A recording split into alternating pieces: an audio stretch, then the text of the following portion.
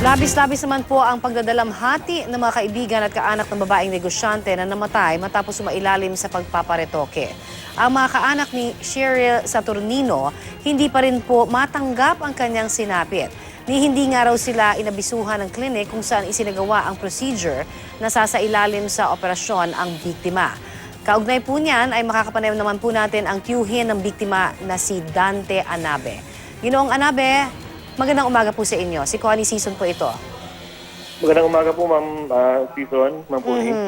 Nakikiramay po kami sa sinapit po ng inyo pong pamangkin. At syempre kami ho dito naman sa Unang Hirit ay nais lamang din po maki-update. Ano ho ba ang update na sa inyo ng pulisya ukol sa ginagawang investigasyon po? Sa ngayon po ay tuloy-tuloy naman ang investigation na ginagawa.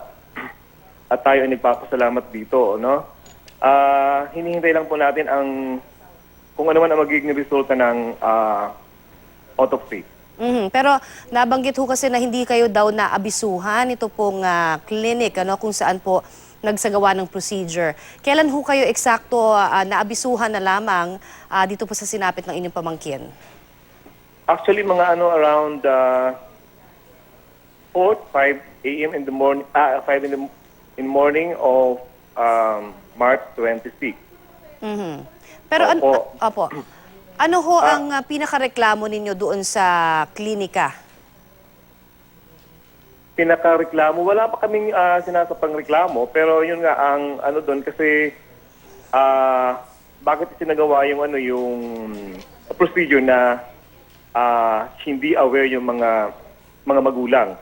Although sinasabi nating na siya, she's adult enough, pero I don't know kung tama ba yun na yung ganong klaseng procedure ay gagawin without the consent of the parent. 5 taon na ho daw kasing pabalik-balik doon sa clinic na yon ang inyo pong pamangkin. Sa 5 taon ho ba na yon, may mga naireklamo ho ba sa inyong doon sa procedure, ito pong si Cheryl? Well, sa akin pong pagkakaalam, wala naman yata, pero yun ang sinasabi ng mga doktor na gumawa sa kanya ay sinabi nilang pangangatlong beses na to.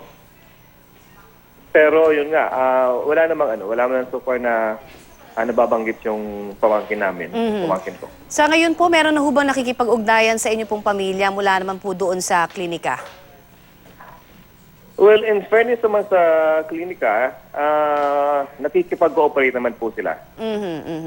At ano ho ang susunod na magiging hakbang po ng inyo pong pamilya?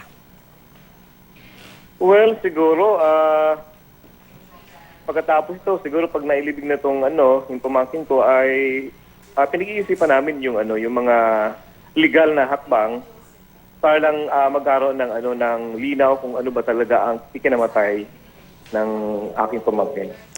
Magpapasalamat po kami sa inyo pong ibinigay na oras po sa Unang Hirit at muli po kami po ay nakikiramay. Maraming salamat. Yan po naman si Mr. Dante Anabe, ang tiyuhin ng biktima.